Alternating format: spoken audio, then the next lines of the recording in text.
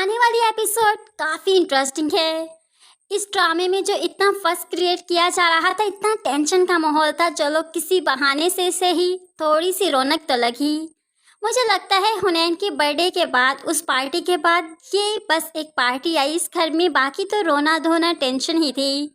6 months का हुनैन हुआ तो शबाब ने सेलिब्रेशन कर ली, सारे मेहमानों को बुलाया गया और सबके सामने उसने जो मिशन बनाया था वही करती है, यानी कि आया जी हमारी मिशा को बदनाम करना, उसे उसकी हसीयत याद करवाना, अपने बेटे के सर पर से पैसे वाटते हुए मिशा को पकड़ाती है। ये लो, तुम इसकी आया हो, तुम ही तो संभालती हो इसे, तुम्हारा सबसे पहला हक है। हम मुलाजमों का बहुत ख्याल रखते हैं, उनका हक नहीं रखते। ये पैसे तुम रखो। मिशा का अपना बेटा है, ये अपने बेटे का सदका कैसे ले सकती है? वैसे भी वो कोई गई गुजरी नहीं जो सदके के पैसे रखे, इसलिए तो अपने बेटे पर से फिर से वो पैसे वारती है और हवा में उड़ा देती है। अब जैसे जैसे ये पैसे हवा में उड़ते गए, शबाब की नजरें भी ऊपर चली गई और कभी नीचे आई कि इतने पैसे इसने हवा में उड़ा दिए, मैंने तो इसको इसकी ज़रूरत के लिए दिए थे। लेकिन मिशा अब यहाँ से चलती बनी, क्योंकि जानती है कि जवार शाह इसके पीछे भागता हुआ आएगा। शबाब को उसकी औकात याद आ जाएगी, क्योंकि अब जवार शबाब के पल्लू से बंधने वाला नहीं। इसलिए तो जैसे ही मिशा नाराज़ होकर यहाँ से निकली, फ़ौरन से पहले जवार शाह पीछे उसका हाथ पकड़ लेता है। कहाँ जा रही हो? तो रोते हुए तस्वे बहाने का बहाना करती है और कहने लगी, मैडम ने मुझे मेरी औकात याद करवा दी है और मुझे लगता है मुझे अब यहाँ पर नहीं रहना चाहिए, वो मुझे पसंद नहीं करती हैं। तो ऐसे में जवार शाह कहने लगा, औकात बदली भी जा सकती है, तुम हुक्म करो, 1 मिनट में तुम्हारी औकात बदल दूंगा, उसके बराबर ला खड़ा करूँगा।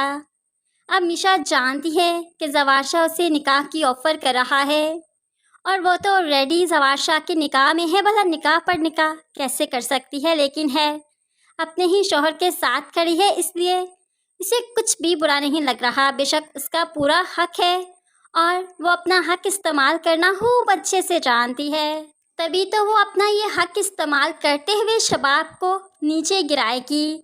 शबाब जो अर्श पर बैठी है और बहुत ही गरूर तकब्बुर में है कि जवार शाह उसका है, अब वो जवार शाह पर अपना हक जमाएगी और उसे अर्श से फर्श पर फेंकेगी। बेशक शबाब के साथ ऐसा ही होना चाहिए। कितनी बेदर्दी से उसने निहाल के साथ जवार शाह का निकाह करवाया, बच्चा पैदा करवाया और बच्चा खुद हत्या लिया। निहाल को यहाँ से चलता किया, जानती भी है कि निहाल मर चुकी है, मार दिया गया उसे, लेकिन मजाल है कि जवार शाह को बताया हो, जवार शाह के सामने कोई नाम लिया हो। शबाब का तो बहुत बड़ा मकाफात होना चाहिए कि अपनी ज़िंदगी संवारने के लिए, खुद की गोद हरी करने के लिए दूसरे को बर्बाद कर दिया।